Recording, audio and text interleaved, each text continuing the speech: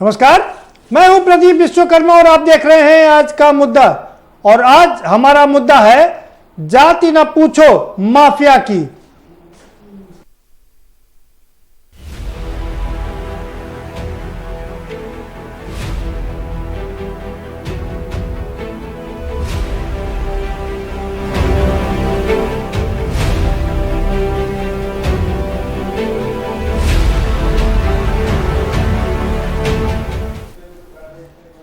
जी हां, जब जब किसी पर कार्रवाई होती है, किसी माफिया पर कार्रवाई होती है, तो वो अपनी जाति का सहारा ले लेता है। फिर चाहे वो ब्राह्मण हो, ठाकुर हो, दलित हो, अल्पसंख्यक हो, कोई भी हो। अब सवाल ये उठता है, ये क्या अपनी जाति के वो होते हैं, अपनी जाति के माफिया होते हैं? दूसरा सवाल ये उठता है कि आप माफिया बन जाने के बाद में क्या ये जिस जाति के हैं उस जाति के लोगों को छोड़ देते हैं, उनके साथ अपराध नहीं करते हैं, दूसरी जाति वालों पर अपराध करते हैं? ये सबसे बड़ा सवाल है। अब जब जब किसी पर कार्रवाई हो रही है, वो अपने आप को ब्राह्मणवादी या क्षत्रियवादी या आपको दलितवादी या अल्पसंख्यकवादी बताता फिरता नजर आ रहा है। दो लोगों पर कार्रवाई की गई। वीना तिवारी पर 1500 करोड़ रुपए की हेराफेरी का आरोप लगा है। सीबीआई ने जब उन पर कार्रवाई की तो उन्होंने लिख दिया कि मैं ब्राह्मण हूं, इसलिए मेरे खिलाफ ये सब साजिश की जा रही, कार्रवाई की जा रही है। और इसके पहले तिवारी हाथा पर भी छापे डाले गए, वो भी इसी का एक अंग था। दूसरी तरफ विजय मिश्रा, समाजवादी पार्टी के वरिष्ठ विधायक, वो भी उन्होंने भी कहा कि मैं चूंकि ब्राह्मण हूं इसलिए मेरे ऊपर अत्याचार किए जा रहे। अब सवाल ये उठता है कि क्या किसी माफिया पर कार्रवाई होगी तो वो अपने आप को आपकी जाति पर शरण लेगा? सवाल यह भी उठता है कि वीना तिवारी ने जो 1500 करोड़ रुपए का फ्रॉड किया, क्या वो सिर्फ ब्राह्मणों पर खर्च किया या कितने ब्राह्मणों की उन्होंने मदद किया? यह भी अपने आप में सवाल है। हरिशंकर तिवारी इतने बड़े माफिया है, दुनिया जानती है, क्या उन्होंने ब्राह्मणों को के ऊपर कोई अपराध नहीं किया? ये सारे सवाल है। सवाल सबसे बड़ा ये है कि जब जब किसी माफिया पर कार्रवाई होती है वो अपनी जाति का शरण क्यों ले लेता है? इसी पर चर्चा करेंगे। हमारे साथ में खास मेहमानों का पैनल जुड़ा हुआ है, हम उनसे आपको रूबरू करवाएंगे, लेकिन उससे पहले आपको एक रिपोर्ट दिखा देते हैं। ये रिपोर्ट देखिए और समझिए। उत्तर प्रदेश में अब एक नई सियासी लहर चल पड़ी है। दशकों पहले जिस आरक्षण को लेकर सियासत की धुरी पलटी थी, अब वही जाति की सियासत सूबे में अपराधी भी कर रहे हैं। कभी ठाकुर जाति वाली, कभी दलित जाति वाली, तो कभी ब्राह्मण जाति वाली। ऐसे में सवाल यही है कि अपराधी की कोई जात होती है?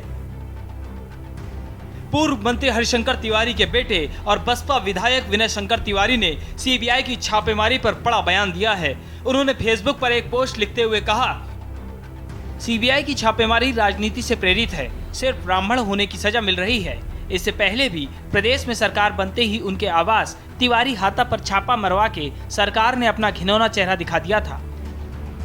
बता दें कि इस मामले में आईटी डिपार्टमेंट ने भी कुछ समय पहले समन दिया था। दरअसल बसपा विधायक विनय शंकर तिवारी की कई फर्मों पर सोमवार को एक साथ सीबीआई ने छापेमारी की थी। चिल्लूपार से बसपा विधायक विनय शंकर तिवारी से जुड़ी firm Gangotri enterprises, messrs royal empire marketing limited, messrs Kandarp hotel private limited के ठिकानों पर छापेमारी की गई।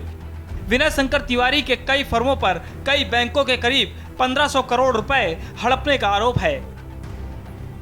कार्रवाई के बाद अपराधी जाति का बहाना बनाकर सरकार पर दबाव बनाने लगे हैं। इससे पहले बिकरू कांड में भी ऐसा ही हुआ, जब विकास दुबे को लेकर सियासत में ब्राह्मण का हल्ला मचाया गया।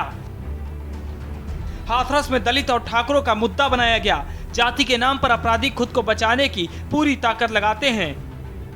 अपराधी हो या माफिया, आखिर जाति के डंक से सरकार को टीस क्यों पहुंचाते हैं? बाद में जिसका जवाब मिलता है कि जाति न पूछो माफिया की। स्पेशल डेस्क के न्यूज।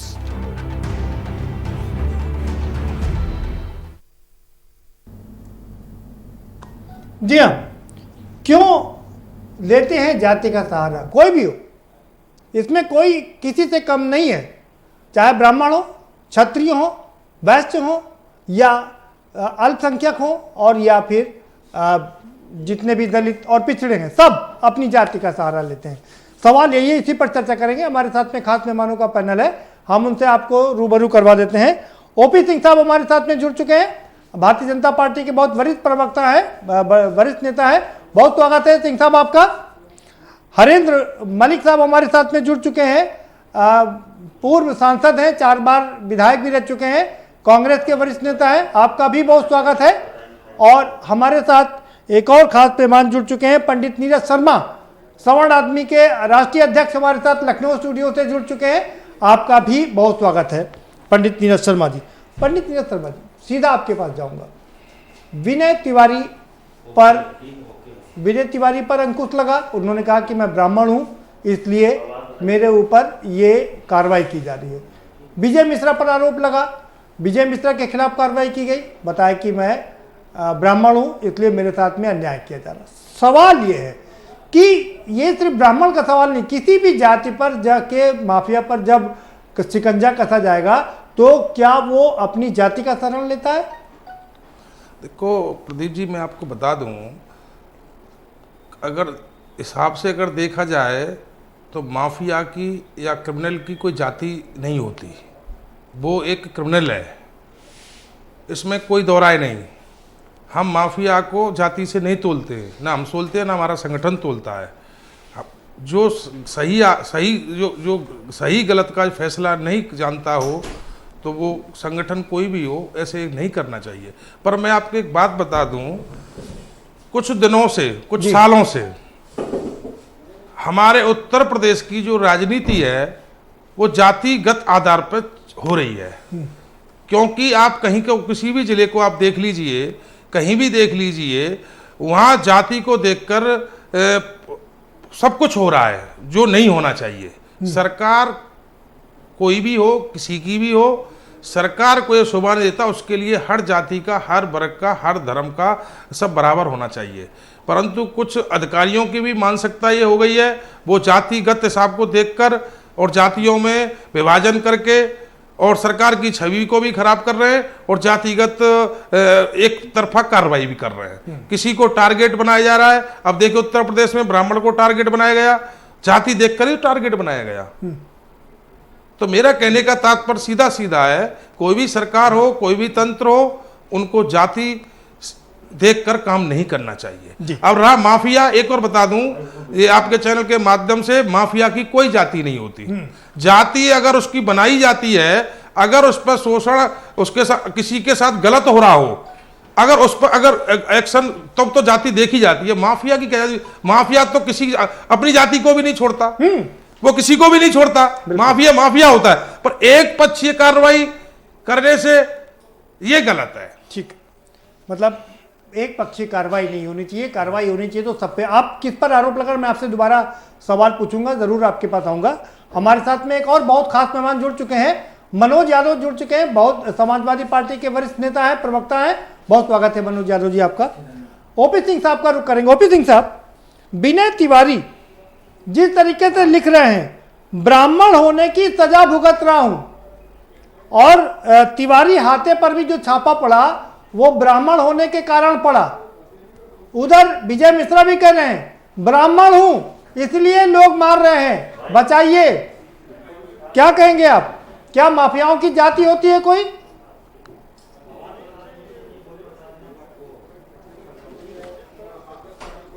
ये बड़ा दुर्भाग्य है कि आज हमें जाति, अपराधी की जाति को लेकर के आज ये डिबेट करना पड़ रहा है। मैं पूछता हूं कि चाहे वो विजय मिश्रा हो, चाहे विनय तिवारी हो, या इसके पहले उत्तर प्रदेश में जितने भी माफिया और गुंडों के खिलाफ कार्रवाई हुई है, कोई साधु संत नहीं था, ये सभी अपराधी थे। और ये डिबेट में हर पार्टी के लोग कहेंगे कि अपराधी की कोई जात नहीं होती, लेकिन अगर अपराधी की जात नहीं होती तो अपराधी के लिए आप क्यों जो है डिबेट में आप ये कहते हो कि फला बिरादरी का मारा गया? अरे भाई, 3-3.5 साल में उत्तर प्रदेश में 124 अपराधी मारे गए और वो कोई निर्दोष नहीं मारा गया, कोई साधु संत नहीं मारा गया। उसमें 47 अल्पसंख्यक है, 11 ब्राह्मण है, 8 यादव हैं, 58 में ठाकुर, ओबीसी, वैश्य और SC/ST है। मैं ये पूछता हूं कि ये जो कुछ हमारे राजनीतिक दल है, मैं ओम प्रकाश सिंह जी से एक बात पूछना चाहता हूं। पहले उनको अपनी बात पूरी कर लीजिए। अभी कल से मीडिया में चल रहा है कि मुख्तार अंसारी जो इस प्रदेश का जाना माना माफिया है, वो पंजाब में जाकर के शरण लिया है। और मैं ये आरोप नहीं लगाना चाहता किसके साथ पर उसको वहां 3 महीने का स्टे मिला है कि उनको बेड रेस्ट दिया जाए। तो ये बड़ा दुर्भाग्यपूर्ण स्थिति बन रही है। दूसरी बात यह है कि डिबेट में जो हमारे साथी भाग लेते हैं वो कहते हैं कि अपराधी की कोई जात नहीं, लेकिन मैं पूछता हूं कि राजनीति में इनको सम्मानी बनाने का काम किसने किया? प्रदेश में मुख्तार अंसारी हो, चाहे अफजाल अंसारी हो, चाहे फूलन देवी हो, इनको सम्मानी किसने बनाया? इनको माननीय बनाने में और फलने फूलने में और प्रदेश में क्राइम करके करोड़ों अरबों रुपए की संपत्ति बनाने का यह काम किसने किया है? विजय मिश्रा आज जो है क्राइम करने वाले विजय मिश्रा, जिनके ऊपर परोक्ष रूप से देखा जा रहा है कि इन्होंने इतनी क्राइम करके, इन्होंने इतना धन बना करके और किस प्रकार से लूटपाट किया है। यातीक अहमद ने मुख्तार अगर उनके किया है, यातीक अहमद ठीक है, अगर उनके खिलाफ अपराधी की कोई जात नहीं, जाति कहां इसमें से आती है? ठीक है, अपराधी की कोई जात नहीं होती। बिल्कुल ठीक कर रहे हैं। मारता है जो व्यक्ति किसी की हत्या करता है वो भी अपराधी है। और अपराधी की कोई दूसरी परिभाषा नहीं हो सकती, चाहे हम अपनी बात को कितना भी तोड़ मरोड़ और उसको जातिगत रंग देने का प्रयास करें। यह दुर्भाग्य है प्रदेश का कि कुछ पार्टियां जो जात की राजनीति है प्रदेश का, ठीक है, पार्टियां जो जात की राजनीति करती है, हाँ ठीक है, राजनीति नहीं करती, जो देश की राजनीति नहीं करती, राजनीति करती है वो पार्टी उन्हीं दोषी को है। तो जाति की राजनीति करती है वो पार्टी दोषी है। ठीक है, और जनता इसको कभी भी स्वीकार नहीं करती। हाँ हाँ ओम प्रकाश जी, ठीक है। हरेंद्र मलिक साहब, आप भी जल्दी से अपनी बात रख दीजिए। और मैं आपको पहले ही बता दूं, मैं बार बार अपने चैनल पे ये बात कह चुका हूं और लगातार दोहराता हूं कि कोई भी राजनीतिक पार्टी जाति की राजनीति नहीं करती है। ये मैं दिल से स्वीकार कर ले रहा हूं। माफ करना मेरे देश की जनता, मैं राजनीतिक पार्टियों की तरफ से माफी मांग ले रहा हूं। ये लोग जाति की राजनीति नहीं करते हैं। आप बार बार मत कहिएगा। आप बताइए कि आपका क्या कहना है कि जब भी किसी अपराधी के खिलाफ कार्रवाई होती है तो वो कहता है कि मैं फला जाति का हूं, इसलिए मेरे खिलाफ कार्रवाई की जा रही है। राजनीति किससे करके विचारधारा है।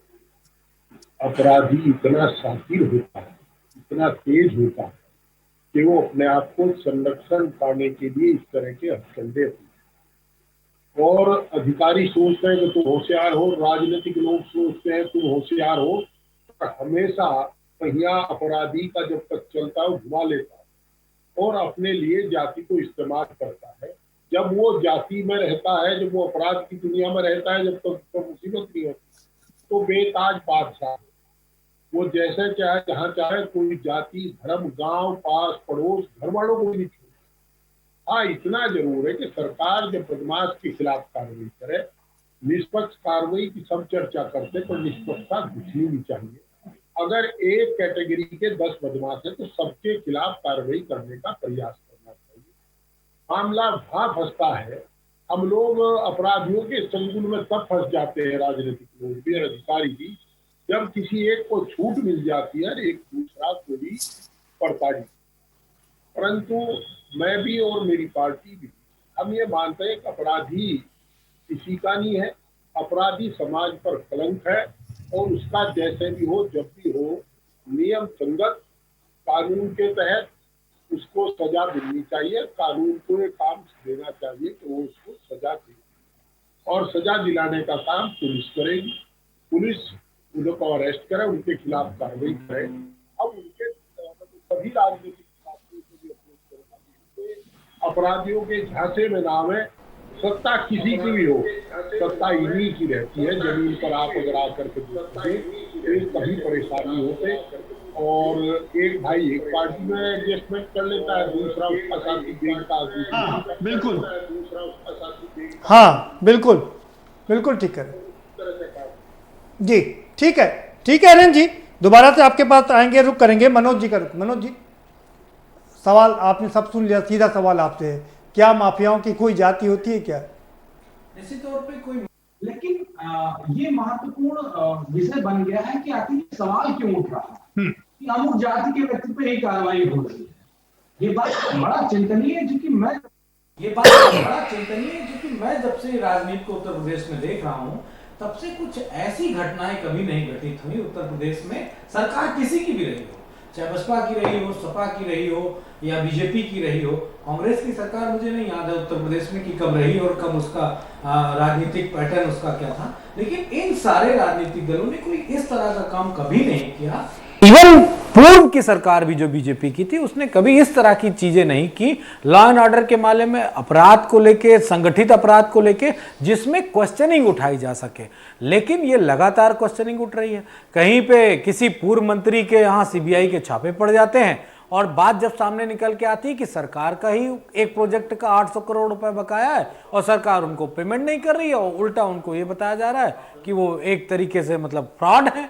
अगर फ्रॉड है तो मोदीज की तरह जैसे तमाम मोदीज इस देश से भाग गए, वो तिवारी जी भी भाग जाते, लेकिन वो भगे नहीं, वो यही हैं क्योंकि उनको विश्वास है कि हम गलत नहीं हैं। लेकिन जिनको विश्वास नहीं था गलत तो सही का, वो भाग गए, उनको कोई लेके भी नहीं आया। लेकिन जब उत्तर प्रदेश में लगातार एक जाति पे कार्रवाई, एक जाति का मतलब मैं सिर्फ एक जाति नहीं, जिस पे निशाना साधने की बात हुई, यादवों पे निशाना साधने की बात हुई, अल्पसंख्यकों पे निशाना साधने की बात हुई, ब्राह्मणों पे निशाना साधने की बात हुई, इसके बाद तो फिर अपराध का एक रेशियो है ही है प्रदीप जी, वो सभी अपराधी होते हैं, हर जाति का व्यक्ति अपराधी होता है। तो ये जो कार्रवाइयां हैं ये बहुत गलत है। और एक बात महत्वपूर्ण और बता दूं मैं, जो अभी एक बात कही गई कि मकान ढहाए जाने वाली, वो बात मैं अभी किसी चैनल पे और कह के आया हूं, ये भी बता दे रहा हूं, जो ये मकान गिराए जा रहे हैं माफियाओं के, ये कोई प्रदेश के मुख्यमंत्री नहीं गिरवा रहे हैं, एक माफिया टसन में आके दूसरे माफियाओं का मकान गिरा रहा है, सिर्फ इतना है। और ये बात मैं बड़ी जिम्मेदारी से कह रहा हूं, क्योंकि अगर किसी माफिया का आकलन होगा तो उस पर दर्ज न्यायालय में मुकदमों के आधार पे ही उसको माफिया और अपराधी बताया जा सकता है। मेरे कहने से प्रदीप जी नहीं हो जाएंगे और ना ही शर्मा जी हो जाएंगे माफिया या अपराधी। जब उसके खिलाफ गंभीर अपराधी मुकदमे होंगे तो निश्चित तौर पर वो अपराधी की श्रेणी में ही आएगा। ठीक है, बट आप जरूर सवाल पूछिएगा और ओपी साहब आपका पूरा जवाब भी देंगे, लेकिन उससे पहले मैं आपसे कुछ सवाल करना चाह रहा हूँ। सवाल मेरा ये है, जो मैंने शुरू में कहा, क्या कोई माफिया अपनी जाति वालों को छोड़ देता है क्या? वो उन पर अपराध नहीं करता है, उनके खिलाफ अपराध नहीं करता है क्या? देखो प्रदीप जी, मैंने आपसे अभी थोड़ी देर पहले भी कहा था, माफिया कोई भी हो, किसी भी जाति का हो, वो जिसको ना तो अपनी जाति को छोड़ता है ना और किसी को छोड़ता है, उसको सिर्फ अपने काम से मतलब है, वो वहाँ जाति नहीं चलती। जब माफिया गिर जाता है कहीं, वो तब वो जाति को पुकारता है। ये सबसे सत्य है, ये अटल सत्य है। नहीं, फिर ये जो जिन पर कार्रवाई की जाती है वो माफिया अपने आप को जाति के पीछे क्यों खड़ा कर लेता? विनय तिवारी की बात करते हैं, विनय तिवारी के ऊपर 1500 करोड़ रुपए के घोटाले का आरोप है, सीबीआई ने उनके खिलाफ कार्रवाई की, वो कह रहे हैं मैं ब्राह्मण हूं इसलिए मेरे खिलाफ कार्रवाई की जा रही है। देखो इसमें एक रीजन है जी, एक गूढ़ रहस्य की बात है जी, बताइए। उत्तर प्रदेश में सबसे ज्यादा टारगेट ब्राह्मण को किया जा रहा है, और हर न्यूज चैनल पर, हर अखबार में, हर में चल रहा है, ब्राह्मण को टारगेट किया जा रहा है, ब्राह्मण पर अत्याचार किया जा रहा है। कैसे टारगेट किया जा रहा है? आप मुझे थोड़ा खुल के विस्तार से बताइए ना। हाँ, मैं बताऊं, आप कहीं का भी मुद्दा देख लो उत्तर प्रदेश के किसी भी जिले का, वहां सब ब्राह्मणों को प्रताड़ित किया जा रहा है। आप एक मुद्दा ले लो, मैं माफियाओं की बात कर रहा हूं, मैं माफिया की बात कर रहा हूं, माफिया की बोल रहा हूं जी, माफिया की बोल रहा हूं जी। बिकरू कांड हुआ, विकास दुबे वाला, हमें बताइए खुशी दुबे को आज तक जेल में क्यों बंद कर रखा है? उसने क्या माफियागिरी की? उसने क्या वो क्या किया है गलत? खुशी दुबे की बात नहीं कर रहा हूं, वो नहीं, उसका सहयोग भी तो किया भाई। आप, मैं खुशी की बात नहीं कर रहा हूं, मैं बात कर रहा हूं ये जो आपके विनय तिवारी ने कहा कि मैं ब्राह्मण हूं इसलिए मेरे खिलाफ कार्रवाई, मैं उसी बात को तो बोल रहा हूं जी, उसी बात को तो बोल रहा हूं।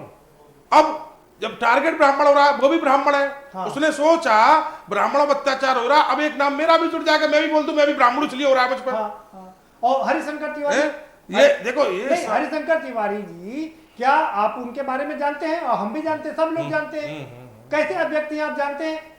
देखो हरिशंकर तिवारी हो या विकास दुबे हो या कोई भी हो, मैं सिर्फ फिर बता रहा हूं आपको जी, अगर किसी की, देखो एक ईमानदारी की जांच हो, ईमानदारी का काम हो तो कोई भी दोषी हो तो उसको बख्शना नहीं चाहिए। अगर जाति देखकर आप जांच करोगे, जाति देखकर उसको दंड दोगे, ये निहाज गलत है। चाहे वो हरिशंकर तिवारी हो, कोई हो। अब मैंने पाप किया है तो आप मुझको दंड दीजिए जी, मैंने गलत किया तो मुझको दंड दीजिए। मेरे घर वालों की क्या गलती है, मेरे रिश्तेदारों की क्या गलती है, मेरी बहन की क्या गलती है? मनोज जी कुछ ये नहीं होना चाहिए। मैं शर्मा जी की एक बात से इत्तेफाक नहीं रखता हूं। दंड देने का काम सरकार का नहीं है, इस बात को भूला ना जाए। सरकार का काम सिर्फ किसी भी आपराधिक मामले को लेकर सिर्फ न्यायालय तक पहुंचाने का है, लेकिन जो ये सरकार काम कर रही है वो न्यायालय का काम अपने जिम्मे ले चुकी है। ये गलत है। ये संवैधानिक प्रक्रिया लोकतांत्रिक देश में इसका कहीं स्थान नहीं है। और मैं फिर बात को रिपीट करता हूं, ओपी सिंह जवाब दे इस बात का। अगर किसी को अपराधी मुकदमों के आधार पे ही अगर उसको अपराधी कहा जाता है, माफिया कहा जाता है, तो केशव प्रसाद मौर्य और योगी आदित्यनाथ जी बहुत बड़े अपराधी हैं। उन्होंने स्वयं अपने केस वापस लिए हैं, अपने पे कब कार्रवाई करेंगे? मनोज जी क्या आप मुख्तार अंसारी, अतीक अहमद, विनय तिवारी, इन सब की तुलना क्या आप योगी जी और केशव जी से करेंगे? देखिए, मैं किसी की भी तुलना किसी से करने में विश्वास नहीं रखता, लेकिन जो न्यायालय है वो अपराध अगर मुझ पे 302 का है और आप पे है तो वो उसकी तुलनात्मक दृष्टि से सजा बराबर है। वो फिर योगी आदित्यनाथ जी हो, मुख्तार अंसारी जी हो, मनोज यादव जी हो, ये बात ठीक है, कानून सबके लिए बराबर है। नीरज जी आप अपना सवाल ओम प्रकाश जी से पूछ सकते हैं। जी मैं ओम प्रकाश नहीं, मैं सबसे पहले तो माननीय प्रवक्ता साहब सपा से पूछना चाहता हूँ जी, इनकी पार्टी में रमाकांत शुक्ला जी हैं, पूर्व सांसद भी हैं, रमाकांत यादव रमाकांत यादव जी हैं जी, रमाकांत यादव जी हैं जी। समाजवादी पार्टी को ये नहीं पता रमाकांत यादव क्या कर रहे हैं? ना नहीं, एक मिनट सुन लीजिए, मैंने एक मिनट, आप डिबेट को नहीं क्या कर रहे हैं, उन पर कब कार्रवाई करेंगे? जी वही मुद्दा है, आपका ही मुद्दा है, आपका ही मुद्दा है वो। अभी हम सरकार की तरफ से, आप ओपी सिंह साहब से सवाल पूछ लीजिए। ओपी सिंह साहब से पूछ रहा हूं मैं जी, प्रवक्ता बीजेपी से पूछ रहा हूं मैं, खुशी दुबे की क्या गलती है? उसने उस पर कितने मुकदमे दर्ज है? खुशी दुबे को आज तक क्यों जेल में क्यों डाल रखा है? भाई आप मुझे ये बता दीजिए, मैं जवाब दे देता हूं उनकी तरफ से कि आप खुशी दुबे को लेकर कर रहे हैं। मैं बात कर रहा हूं विनय तिवारी की, मैं बात कर रहा हूं विजय मिश्रा की, मैं बात कर रहा हूं विकास दुबे की, आप खुशी दुबे की बात कर रहे हैं। वही तो कड़ी है साहब जी, खुशी दुबे है क्या? कड़ी तो वही आ रही है ना जी, कड़ी तो वो आ रही है। नहीं उसको खुशबू दुबे का तो कोई नाम भी नहीं जानता। आप कहाँ मतलब एक महिला को इस तरीके के गलती की मान लो विकास दुबे ने, एक महिला को उसके पूरे खानदान को इस तरह प्रताड़ित किया जाएगा? सीधा सवाल पूछना चाहते हैं तो पूछ लीजिए ओपी सिंह साहब से, नहीं मैं जाऊंगा। मैं इतना कहना चाहता हूं, उत्तर प्रदेश में ब्राह्मण को और अन्य जातियों को टारगेट किया जा रहा है, भाजपा से मेरा प्रश्न है। किसको छोड़ा जा रहा है, क्लियर करिए, साफ कर दीजिए। नहीं साहब का वो बंदों को पता है, वो जवाब दे देंगे। चलिए सिंह साहब, वो कह रहे हैं आपको पता है, जवाब दे देंगे। बलिया के विधायक सुरेंद्र सिंह जी, जिनको छोड़ा जा रहा है, हाथरस के अपराधी रेपिस्ट, उनको बचाने की कोशिश की जा रही है। कुलदीप सेंगर जिनके लिए सरकार ने पूरा भरसक प्रयास किया, शाहजहांपुर के पूर्व गृह राज्य मंत्री चिन्मयी आनंद जी, उनको बचाने का प्रयास किया। वो तो सब जग जाहिर है, क्या ओपी सिंह बताएंगे? हमने ही नाम ले लिया, आप जवाब दे दीजिए। चलिए ठीक है ओपी सिंह साहब, जवाब दे दीजिए आप। प्रदीप जी ऐसा है जी, लेकिन ये जो 3-4 महीने से अधिक जात को लेकर के डिबेट हो रही है, लगातार डिबेट हो रही है, मैं इसके पीछे का कारण बताना चाहूंगा। और जनता को पता है, चाहे हम आप जितनी भी तर्क उतर कर लें, 2022 का विधानसभा का चुनाव आने वाला है। 3 साल में इन जितनी भी राजनीतिक दल हैं, इनकी जमीन खिसक चुकी है, जनता से कट चुके हैं। सिंह साहब, नहीं सिंह साहब, ये आप पॉलिटिशियंस की तरह से बात ना कीजिए, सीधा सवाल है, सीधा जवाब दीजिए। और नीरज शर्मा सीधा आरोप लगा रहे हैं, एक खास जाति को छोड़कर बाकी सबके साथ कार्रवाई की जा रही है। जी, बात सुन लीजिए, मैं उसी बात पर पूरा मौका है। मैं उसी पूरी आपको पूरा मौका है। जी, करते हैं, वो 2017 के 19 के चुनाव में वो फार्मूला फेल हो गया। अब इनके पास कोई मुद्दा बचा नहीं है। जब मुद्दा नहीं बचा है तो जात के नाम पर भड़काऊ। समय नहीं है टीवी डिबेट में, आप तो सिंह साहब इतना समय नहीं है टीवी डिबेट में, आप तो जानते हैं। मुद्दे पर आइए सीधे। जी जितने अपराधियों के खिलाफ कार्रवाई, चाहे विजय मिश्रा के खिलाफ कार्रवाई हो, चाहे विनय तिवारी के खिलाफ तिवारी हो रही है, ये शुरुआत तो यहीं से हुई। इसमें ये ब्राह्मण है कि अपराधी है?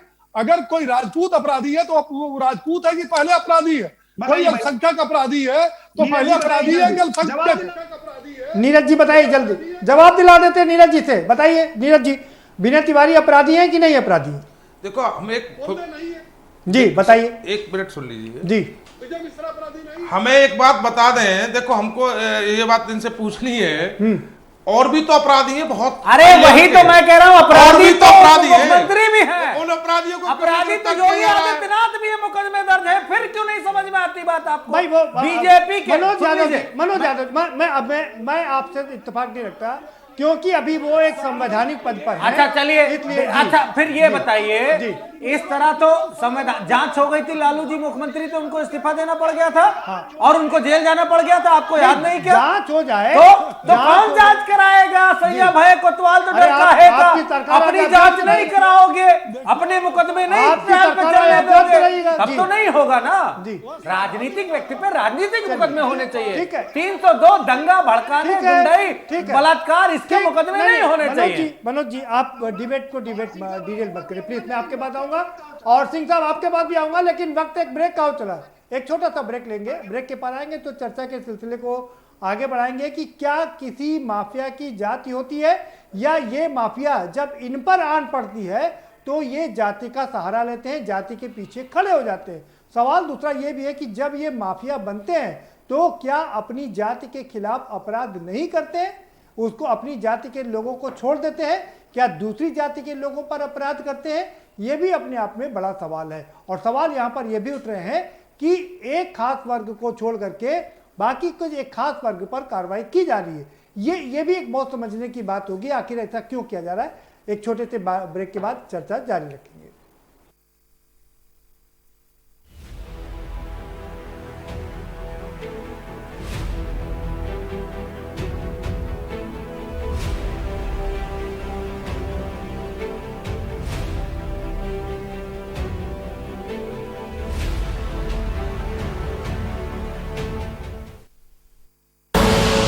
आप देख रहे हैं के न्यूज, खबरों का सारथी।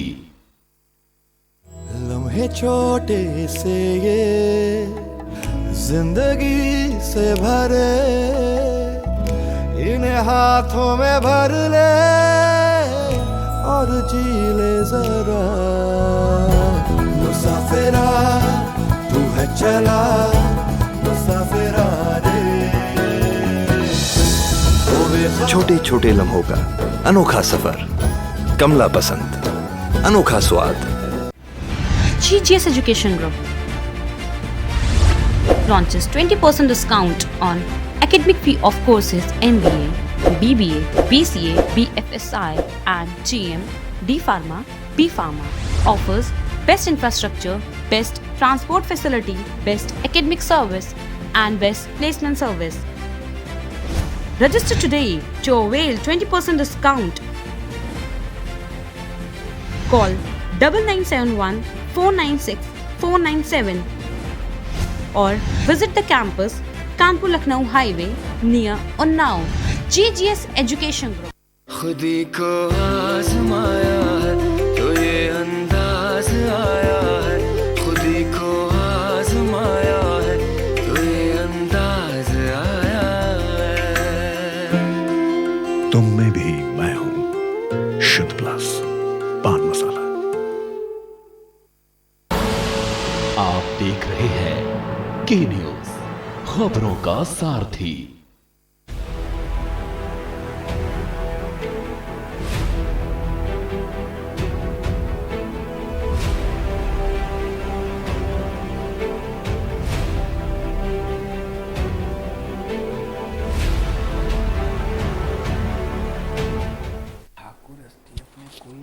कृत्य किया है जो खुशी दुबे। ब्रेक के बाद आपका स्वागत है और हमारे साथ सभी खास मेहमान जुड़े हुए हैं और हम सीधे ओपी सिंह साहब का रुख करेंगे।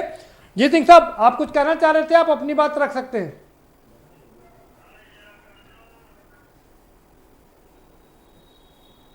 किससे पूछ रहे हैं प्रदीप जी? किससे पूछ रहे हैं? आप ही थे, आप ही के पास आ रहा हूं। प्रदीप जी, मैं एक बात ये कर रही हूं, कुछ पार्टियां ऐसी हैं जो जात के नाम पर, परिवार के नाम पर, गुंडों माफियाओं को संरक्षण देने के नाम में, मैं नाम पार्टी का नहीं लेता, लेकिन उसको पूरा प्रदेश और देश जानती है कि बंदूक वाली पार्टी कौन है, गुंडों माफियाओं को संरक्षण देने वाली पार्टी कौन है और परिवारवादी पार्टियां कौन है। मैं ये कह रहा हूं कि हर पार्टी को, हर व्यक्ति को सोचना चाहिए कि अपराधी की न तो कोई जाति होती है, न पार्टी होती है, न धर्म होती है।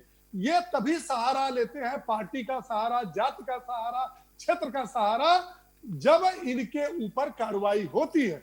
मैं उन भाइयों से पूछना चाहता हूं कि भाई जो हमारे डिबेट पर बैठे हैं, मनोज भाई बैठे हैं, आप क्यों इतने उतावले हो रहे हैं? आप क्यों इतना क्रोधित हो रहे हैं? भाई आप कहिए कि अपराधी की कोई जात नहीं होती, या तो खुल के बोलिए कि मैं मुख्तार अंसारी के साथ खड़ा हूं, अतीक का घर गिराया गया मैं उनके साथ खड़ा हूं, मैं जो है वो विजय मिश्रा के साथ खड़ा हूं, मैं विनय तिवारी के साथ खड़ा हूं, या तो खुल के बोलो, पर्दे के पीछे से खुल के बोलो। बताइए भाई, देखिए बोलिए भाई मनोज जी। ओपी जी, आपका सवाल शानदार है और जवाब भी मैं शानदार ही दूंगा।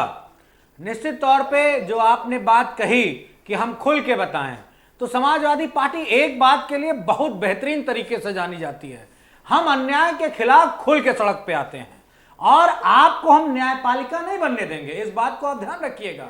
आपको जनता ने विकास के लिए,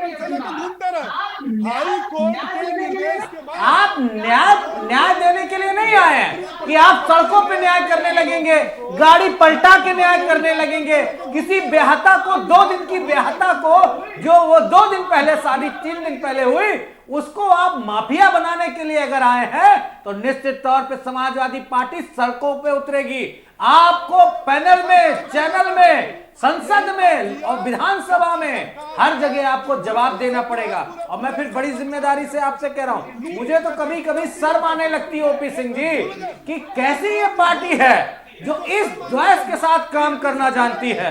उत्तर भारत नहीं अभी तो पूरे देश में ऐसा कोई राजनीतिक दल नहीं जो इस विद्वेष भावना के साथ। सुन लीजिए भाई, ओपी सिंह साहब कुछ कर। जी सिंह साहब, इनकी सरकार में, इनकी जेलों से सारे माफिया, सारे गुंडे, सारे अपराधी जो है जेल से क्राइम का संचालन करते थे, सारे अपराध जेल से होते थे, ये भूल गए और उनको सरकार का संरक्षण प्राप्त था। क्या मुख्तार अंसारी कौन करता था? नाम बताइए, आप नाम बताइए। अरे क्या नहीं हो रहा उत्तर प्रदेश में? आपकी जेलों में लोगों को मैं आपके पास सीधा आ रहा हूं। ओपी सिंह साहब, मैं आपके पास सीधा आ रहा हूं। सवाल मेरा यह है, नीरज शर्मा जी कह रहे हैं कि चुन चुन करके ब्राह्मणों को निशाना बनाया जा रहा है और एक खास जाति के लोगों को छोड़ा जा रहा है। जी, अगर उसमें ठाकुर है, ब्राह्मण है, यादव है, मैंने तो काउंट करके दिखाया, 11 जो है ब्राह्मण अपराधी मारे गए, 8 यादव मारे गए, 58 ठाकुर वैश्य और ओबीसी मारे गए। तो इसमें जाति पूछ कर क्या भाई? अरे जिसका आपराधिक रिकॉर्ड है पुलिस उसके खिलाफ कार्रवाई करेगी। हम कार्रवाई नहीं करेंगे। आप कौन होते हैं मारने वाले, ये बताइए। नहीं, फांसी की सजा बंद करिए, न्यायालय को बंद करिए। मनोज जी, ये बात कैसे कही जा सकती टीवी डिबेट पे? आप प्रदीप जी बताइए, गैर लोकतांत्रिक भाषा है कि हम चुन चुन के मार रहे हैं। आप कौन होते हैं मारने वाले? नहीं, मारने का मतलब न्यायालय कब करेगा? मारने का मतलब मुठभेड़ में मारे गए मनोज जी। नहीं, मुठभेड़ कैसी मुठभेड़? जी, कैसे मुठभेड़? अरे भाई, मुठभेड़ तब नहीं हो पाई जब 5 थानों की विकास दुबे के साथ मुठभेड़ हुई ना। प्रदीप जी, मैं बड़ी जिम्मेदारी से कह रहा हूँ, एसडीएम थे, सीओ थे, 5 थानों की पुलिस थी और वहीं पे एक व्यक्ति गोली से मार देता है पाल समाज के व्यक्ति को, वहां मुठभेड़ क्यों पुलिस नहीं कर पाई उत्तर प्रदेश की? बताइए ना, जवाब दीजिए। ठीक है, ठीक और है। आप ही का विधायक उनको अपराधी होने से बचाता है। विधायक कहता है कि अरे भाई, हमारे साथ हरेंद्र मलिक साहब भी जुड़े हुए भाई। पंडित नीरज शर्मा जी, जल्दी से जवाब दीजिए, फिर हरेंद्र जी के पास जाएंगे। ओपी सिंह साहब, आपके पास आऊंगा, आप थोड़ा धैर्य रखिए।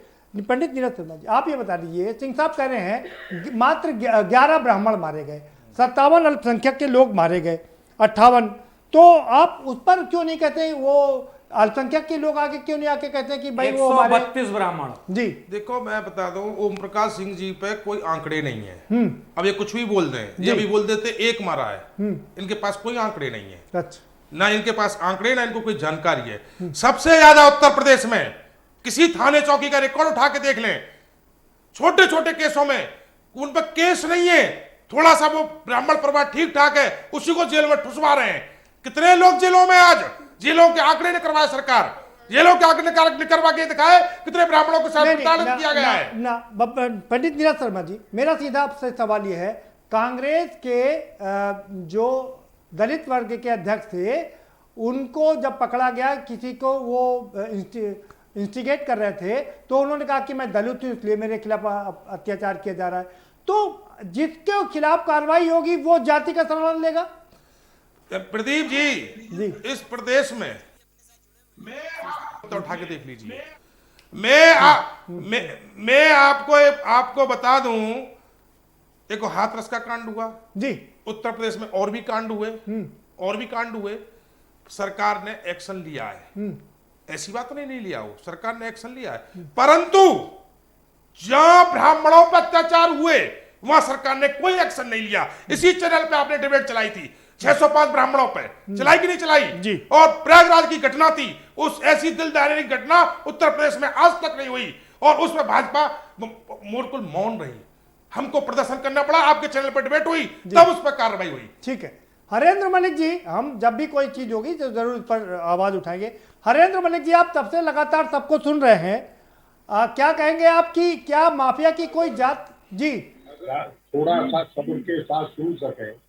देखिए, माफियाओं के मामले तो मैंने कहा माफिया सबको इस्तेमाल करते हैं, पर मैंने ये भी कहा है कि जो सरकार कार्रवाई करती है, अगर निष्पक्षता से करती है, निष्पक्ष दिखनी भी चाहिए। जहां अभी ओपी सिंह साहब कह रहे हैं, जरा मैं पूछना चाहता हूँ, ऐसा कौन सा निशाना है कि जो वीकर सेक्शन के लोग हैं वो पकड़ करके माइनॉरिटी के हो, ब्राह्मण हो, जाट हो या दूसरी जाति के, मैं किसी की जाति धर्म की बात नहीं करता, उसके तो घुटने में गोली लगती है और पुलिस के थावे में गोली लगती है, बाहा में गोली। इतने बड़े निशानची ये हो गए। हमारा कहना दूसरा, विकास दुबे बदमाश बनाया किसने, उसकी जानकारी कहा कि 3.5 साल तक सरकार को, लखनऊ की सरकार को, कानपुर के किसने बनाया विकास दुबे को बदमाश? मैं एक मिनट, वो मैं बता रहा हूँ उसके फोटो किन किन के साथ है और क्यों उसको मारा गया। संविधान से मुल्क चलेगा, संविधान के बाहर जब भी कार्रवाई करोगे मुल्क टूटेगा। ये एक नई परंपरा डाल रहे हैं। कल दल जो है कल्याण सिंह जी की मेरे हरेंद्र मलिक साहब, अरे भाई हरेंद्र मलिक साहब, आप मेरे सवाल सुनिए। सवाल ये है कि ये जो बड़े माफिया हैं उनका नेटवर्क इतना फैला रहता है कि वो पकड़े जाते हैं और पेरोल पर बाहर आ जाते हैं, पकड़े जाते हैं और तो उनको जमानत मिल जाती है जी। दूसरी सब जारी रहा तो ये लोकतंत्र के लिए खतरा होगा। मैंने एक रिटायर्ड डीजी को सुना था विकास दुबे के कत्ल के बाद, उसने ये कहा था कि कोई आवश्यकता नहीं थी इस कार्रवाई करने की, इसे कोर्ट के सामने पेश करने के बाद इसको आप फास्ट ट्रैक कोर्ट में ले जाते, 2 महीने में 3 महीने में फांसी की सजा हो जाती। हरेंद्र मलिक साहब, मैं आपसे एक सवाल जानना चाह रहा हूँ, उससे जवाब लूंगा ओपी सिंह साहब से, पहले ओपी सिंह साहब के पास चलो। ओपी सिंह साहब, सवाल आपसे ये है, हरेंद्र मलिक जी कह रहे हैं कि कल कोई दूसरी सरकार आई तो वो दूसरे लोगों को मुठभेड़ में मारेगी और ये सिलसिला तो चल निकलेगा, फिर तो डेमोक्रेसी का क्या होगा जी? कौन रोकता है? लेकिन अपराधी को मारे ना तो जात पूछ के थोड़ा मारा जाए, जो अपराधी है मारे जाए। दूसरी बात यह है कि समाजवादी पार्टी के साथी से एक बात पूछना चाहता हूं कि बड़ा ब्राह्मण प्रेम उनका उमड़ा है, परशुराम जी की बहुत विशाल मूर्ति बनाने वाले हैं, 75 जिलों के जिलाध्यक्षों को उन्होंने नियुक्त किया, एक भी ब्राह्मण को नियुक्त किया 75 जिले में।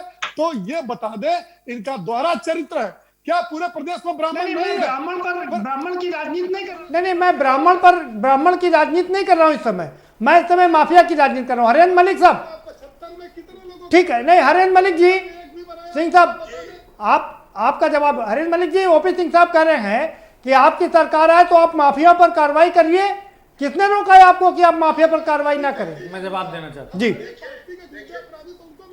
जी। ये बताएं, आपकी पार्टी में कितने माननीय सांसद, कितने माननीय विधायक दागी हैं? गुंडा किसी पार्टी का नहीं होता। मैं कह रहा हूँ हम ये तो बार बार मैं समझा रहा हूँ अरे यार आपको। आप सुनना नहीं चाहते, आप किसी की जब से आप ही बोल रहे हैं, मैं चुप बैठा रहता हूँ। आप सुनिए, हम तालिबानी कानून लागू करेंगे, न्यायपालिका को पुंग कर देंगे। न्याय सजा देने का अधिकार न्यायपालिका को है, राजनीतिक नेता को नहीं है। ठोक दो, ये गलत परंपरा डाल रहे हैं। मैं 44 साल राजनीति में हो गए, मैं बहुत लंबा समय देखा। पहली बार 1 मई 78 को बंद हुआ था तिहाड़ में आंदोलन में। मैं आपको ये बता रहा हूँ, ये गलत परंपराएं हैं। हमें गलती को सुधारना चाहिए, उसको जिद नहीं करना चाहिए। ये कटु सत्य है कि आज पूरे प्रदेश में संदेश जा रहा है कि ब्राह्मण का उत्पीड़न हो रहा है। अब क्यों जा रहा है, कौन प्रचार कर रहा है? मैं ऐसे नेताओं को जानता हूँ, ये जो कहते थे कि मेरे बारे में प्रचार करो, मैं जातिवादी हूँ ताकि मेरी जाति मेरे साथ लगेगी। या तो आप जानबूझ करके ये सोच करके कि ब्राह्मण की तादाद कम है। अरे भाई, आपका एक्शन होना चाहिए, तो निष्पक्ष लगना चाहिए। आपका एक्शन निष्पक्ष नहीं लग रहा है। ठीक है, आप उन्नाव में ठीक है, आप खड़े हो गए दीवार बन करके सेंगर साहब के साथ। बलिया में आप क्या कर रहे हैं, आप हाथरस में क्या कर रहे हैं? और छोड़िए ठाकुर और ब्राह्मण की बात, मैं जातिवादी नहीं हूँ। सुबोध सिंह खुद ठाकुर था, इंस्पेक्टर आपका, पुलिस का लाडला था, उसका खून बहा था। आपने उसके हत्यारों को महिमामंडित कर दिया। आप वोट की राजनीति के अलावा कुछ करते ही नहीं। ठीक है, ठीक है, कार्रवाई करो, कुछ करते ही नहीं। ठीक है, ठीक है मलिक साहब, वोट की राजनीति सभी पार्टियां करती हैं। जवाब ले लेते हैं ओपी मनोज जी, अगर आप कहें तो ओपी सिंह साहब से जवाब ले लें। ओपी सिंह साहब जवाब दे दीजिए हरेंद्र मलिक साहब का, फिर जाएंगे मनोज जी के पास। बहुत सीनियर हमारे साथी प्रवक्ता बैठे हुए, 44 साल राजनीति किए। क्या उन्होंने 44 साल में जात जात जात जात ब्राह्मण जात यही राजनीति की है? क्या सबकी राजनीति की है? मैं पूछना चाहता हूँ। नहीं, सबकी तो नहीं किया है, वो तो जानते ही अच्छी तरीके से। सुनिए, हर राजनीतिक पार्टी क्या करती है, आप आज दुनिया के सामने खुल गया है ओपी सिंह साहब जी। कि उत्तर प्रदेश में जो लोग कार्रवाई करने वाले हैं वो लोग कौन हैं, महत्वपूर्ण पदों पर कौन है? मैं तो नहीं इस बात को कह रहा हूँ ना, लेकिन हर कौन कार्रवाई करने वाला, उन पर क्यों नहीं बताते कौन है कार्रवाई कर? बताएं, डीजीपी कौन है, होम सेक्रेटरी कौन है, चीफ सेक्रेटरी कौन है? सरकार में हमारी जात नहीं देखी जाती। हमारी एक ऐसी सरकार है। इस बात का ओम प्रकाश जी ढोल मत बजाइए। डीजीपी कौन है और गृह प्रमुख सचिव कौन है, इस बात का ढोल मत बजाइए। आप मान लो 4 पद दे दोगे ब्राह्मणों को तो ब्राह्मण कुछ नहीं हो जाएगा। जो आम जनता है, आम गरीब ब्राह्मण है, आप आम गरीब श्रवण है, श्रवण में यादव भी आता है, जाट भी आता है, धोबी भी आता है, मैं सबकी बात कर रहा हूँ। उनको आप न्याय नहीं दे रहे हो, आपका न्याय वहां कहीं नहीं है और उनको प्रताड़ित किया जा रहा है। थानों में देख लीजिए, थानों में तमाम वीडियो चैनलों पे चले, किस तरीके से पुलिस ने उनको प्रताड़ित किया है। मुझे कहने में भी शर्म आ रही है। आप डीजीपी का आपने नाम ले दिया, आपने प्रमुख सचिव का नाम ले दिया, पर जिले की स्थितियों को भी देखो, गांव स्तर तक तो जाइए। सिर्फ लखनऊ में बैठ के राजनीति करोगे? उत्तर प्रदेश के हर जिले में जाके जानकारी तो कर लो। यही हाल रहा ओम प्रकाश सिंह जी, यही हाल रहा। तो इस बात का चैलेंज करता हूं, उत्तर प्रदेश में अगर यही हाल आपका रहा और ये नहीं सुधरा, ये माहौल नहीं सुधरा, तो 2022 का चुनाव बहुत कड़ा चुनाव हो जाएगा, बहुत बड़ी हार आपको करनी पड़ेगी। ठीक है। अरे मलिक साहब, अरे ओम प्रकाश जी कुछ कह रहे हैं, सुन लेते हैं जी। इस माहौल को सुधारिए, लड़िए मत। ओम प्रकाश सिंह जी, माहौल को सुधारिए, इस माहौल को सुधार के अपना काम करिए। ठीक है, ओम प्रकाश जी को जवाब दे। जी ओम प्रकाश जी। अपराधी की जात को लेकर के लड़ाई हो रही है, यह दिन देखना पड़ रहा है आज। अरे कहते कि अपराधी कोई भी मारा गया, ठीक है, 124 जो मारे गए मुठभेड़ में, क्या वो संत थे? मैं कहता हूं कि जितने भी राजनीतिक दल है, 124 में नाम बताएं कौन निर्दोष था जो मुठभेड़ में मारा गया। मुठभेड़ में मारे गए वो सारे अपराधी के ये काम ओम प्रकाश सिंह आप भी कर रहे हैं। जात देख की राजनीति यही हो रही है। अगर हकीकत देखा जाए तो ये आपको कहने की आवश्यकता नहीं है। मैं आपको एक बता दूं, अगर आपकी भाजपा में चलती है तो एक मेरी निवेदन स्वीकार कर लीजिए, एक निवेदन स्वीकार कर लीजिए। उत्तर प्रदेश की और देश की जनता में एक देख रही है एक मेरी बात को मान लीजिए मात्र। विश्वकर्मा जी किससे बोल रहा हूं, इनसे पूछिए। मैं एक बात कहना चाहता हूं, पूरा पूरा सिस्टम खुल जाएगा, हर बात खुल जाएगी जल्दी थे जी।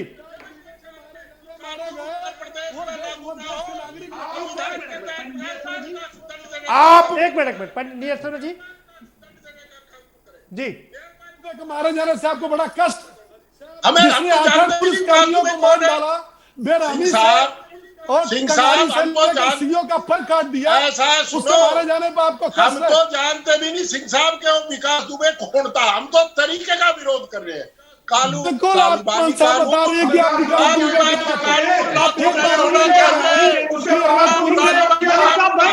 उसके परिवार को तुमने मार दिया, उसके बाप को मार दिया, मनोज जी पूरे परिवार को तो समाप्त कर दे। क्या चाहते हो, मनोज जी गांव को खत्म करना चाहते हो क्या? नीरज जी मनोज जी बहुत देर से कुछ कहना चाह रहे बेचारे। हाँ नारायण जी आपके पास आएंगे दोबारा से।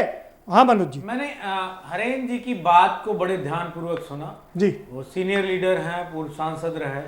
उन्होंने एक बड़ी माकूल बात कही है प्रदीप जी। उन्होंने कहा है कि अगर यही परंपरा अन्य सरकारें धारण कर लेंगी तब फिर क्या होगा।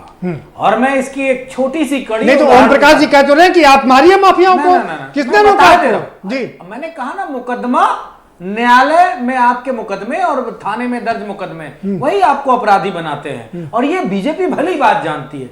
जब आदरणीय नेताजी मुख्यमंत्री थे उत्तर प्रदेश के और योगी जी सांसद थे, हमने सिर्फ 2-4 मुकदमे लगाए थे तो भो भो कर चिल्लाकर लोकसभा में कौन रो रहा था? सिर्फ मुकदमे लगाए थे, न डंडा चला था, न गाड़ी पलटी थी, न जेल में ठूसा था और न इस तरह प्रताड़ित किया था। भो भो करके रो रहे थे। तो आप सोचो अगर परंपरा चालू हो गई तो योगी जी का क्या हाल होगा। और बीजेपी के जो माफिया विधायक हैं, वैसे जानकारी के लिए बता दूं कि सबसे ज्यादा माफिया आपराधिक प्रवृत्ति के सांसद और विधायक आज की डेट में भाजपा में है। ठीक है, तो ये बात भी समझ लेना, जवाब ले आप अपने नेताओं के लिए गड्ढा नहीं, तालाब नहीं, समुंदर खोद रहे हो। अरे भाई लगातार जनता जिता रही है मनोज यादव। अरे ये भी आपको पता चल जाएगा, जनता जिताई। भारत देश की जनता महान है जी। एक बार आपके उस सारे बहकावे में आ चुकी है।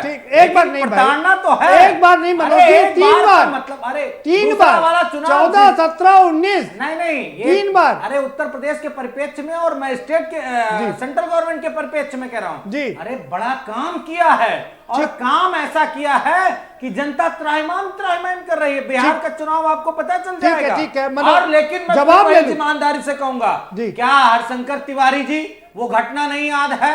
अरे क्यों आप अलाप कर रहे हैं? मैं आपके बीच में नहीं बोल रहा था। मैं कह रहा हूं हरशंकर तिवारी जैसे ही योगी जी मुख्यमंत्री बने, हरशंकर तिवारी के हाथा में कौन PSC 10 ट्रक भेजा था? नहीं मनोज जी, क्यों भेजा था? मनोज जी मेरा सवाल आपसे ये है, क्या भाई मेरा सवाल ये है, क्या तिवारी जी कोई दूध के धुले हैं? आप मुझे बता दीजिए। मैं बिल्कुल नहीं कह रहा जी, मैं बिल्कुल नहीं इस बात को कह रहा हूं। तो क्या सरकार न्याय करेगी क्या? मैं कह रहा हूं अगर किसी के खिलाफ, अरे अगर किसी ने फ्रॉड किया है, अगर विनय तिवारी ने 1500 करोड़ रुपए का फ्रॉड किया है तो उनके खिलाफ कार्रवाई होगी ना। बिल्कुल जिम्मेदारी से बात कह रहा हूं। सुन लीजिए, ये जनता की गाढ़ी कमाई का पैसा है। सरकार की जिम्मेदारी एक होती है प्रदीप जी। जैसे PFI का नाम उछला हाथरस वाले केस में, तो PFI को लेके कौन सी प्रेस विज्ञप्ति की सरकार ने? और इसी तरह सरकार को जब सरकार पे उंगली उठे तो ये सरकार की जिम्मेदारी की आंकड़ों के साथ प्रेस कॉन्फ्रेंस करनी चाहिए कि किसका कहां लोन है और किसने कहां घोटाला किया है। अगर ये चीजें नहीं होंगी तो लोकतंत्र के लिए खतरा है। आपका बड़ा सवाल है सीधे ओपी साहब। सवाल यह है कि आप प्रवक्तागण या पार्टी तो बोलती है, लेकिन सरकार की तरफ से आंकड़ों के साथ कोई नहीं आता है कि हाँ ये हुआ है, ये 1500 का घोटाला हुआ है। सरकार आंकड़ों के साथ सामने आए ना, वो ऑथेंटिक होता है। जिसकी SIT जांच कर रहा हो, CBI जांच कर रहा हो, ED जांच कर रही हो, विधानसभा में कौन सा बम रखा दिए थे, कौन सा पाउडर आ गया था और किससे किससे जांच करा लिए थे, बात को चूना निकला। पता है ना? पता है कि नहीं पता है आपको? विधानसभा में बहुत विस्फोटक सामग्री पहुंचा दी थी, पूरी विधानसभा उड़ जाती। STF की जांच, वो पता नहीं कौन सी सेंट्रल गवर्नमेंट की तमाम एजेंसियां जांच कर रही थी। ओपी सिंह जी, बहुत आप झूठ बोलने में माहिर हो।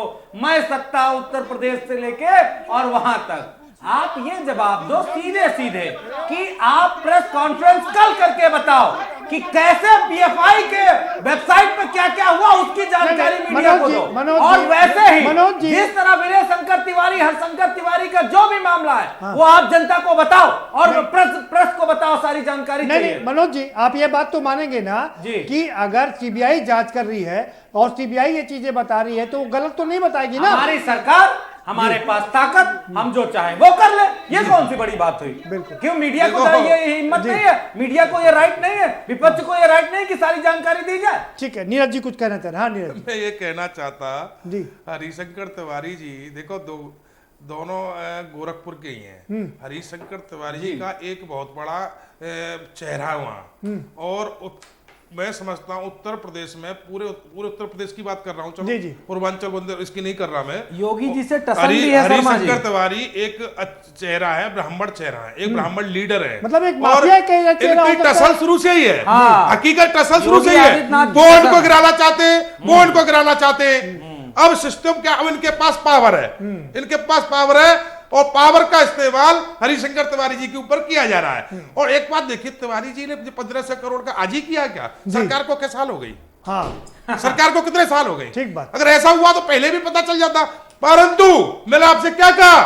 टारगेट ब्राह्मण। और सुनिए, ब्राह्मण लीडर, सुनिए, ब्राह्मण लोग, ब्राह्मण लड़कियां, ब्राह्मण औरत, ये होता है उत्तर प्रदेश में। शर्मा जी एक बात और बता दूं, वो मोदी जो इस देश का हजारों लाखों करोड़ रुपए लेके चले गए, वादा किया जनता से पूर्व प्रधानमंत्री जी ने और बीजेपी की सरकार ने कि सरकार बनते ही सब चले आएंगे, सबको पकड़ के लाएंगे।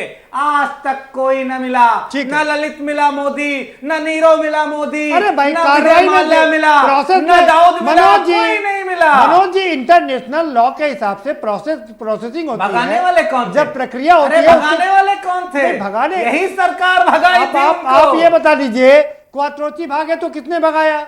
मैं कह रहा हूं, अच्छा चलिए ठीक है, वो कांग्रेस ने भगाया था, तो क्या बीजेपी को ये लाइसेंस मिल जाता है कि एक अगर उन्होंने भगाया तो ये 50 भगाएंगे? ठीक है मनोज जी, समय समाप्त हो गया। हरेंद्र मलिक साहब, आपके पास सीधा आ रहा हूं और आपसे फाइनल कमेंट ये चाहूंगा कि क्या माफियाओं की कोई जाति नहीं होती है? माफियाओं पर कार्रवाई होती है तो माफिया अपनी जाति की शरण इसलिए लेता है कि वो उसको बचा लेगी, लेकिन माफिया किसी को छोड़ता नहीं है।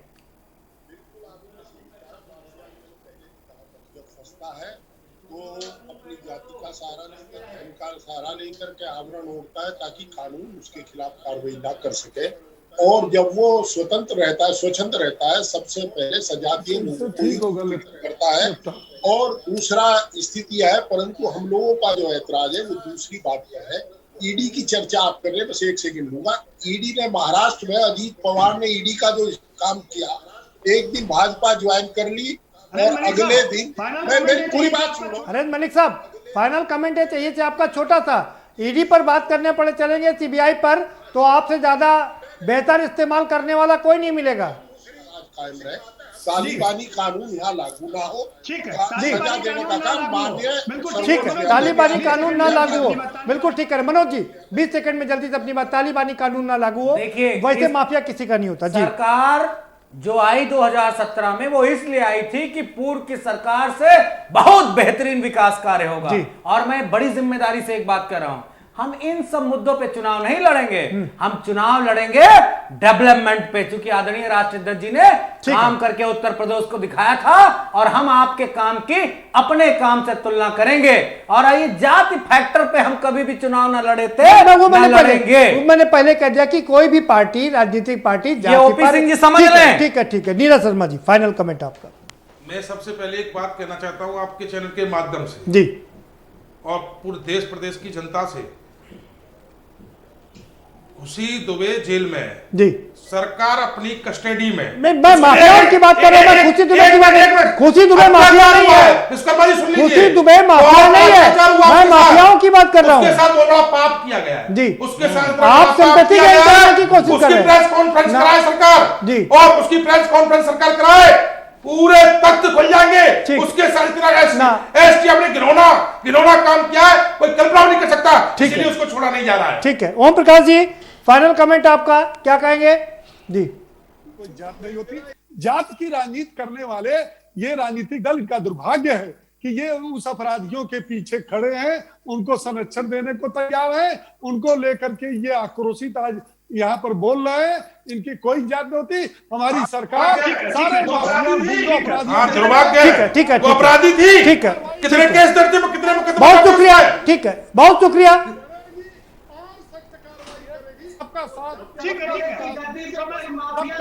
ठीक है, की गद्दी पे कोई माफिया बैठा है, इसलिए बहुत शुक्रिया आप सभी मेहमानों का, बहुत शुक्रिया मनोज जी, बहुत शुक्रिया आप सभी मेहमानों का, बहुत शुक्रिया इस चर्चा में शामिल होने के लिए। तो ये कुल मिलाकर एकदम साफ है कि किसी माफिया की कोई जाति नहीं होती है। माफिया तभी अपनी जाति की शरण में जाता है जब उस पर कार्रवाई होती है। उसके पहले जब वो माफिया रहता है तो उसके लिए सारे लोग बराबर होते हैं।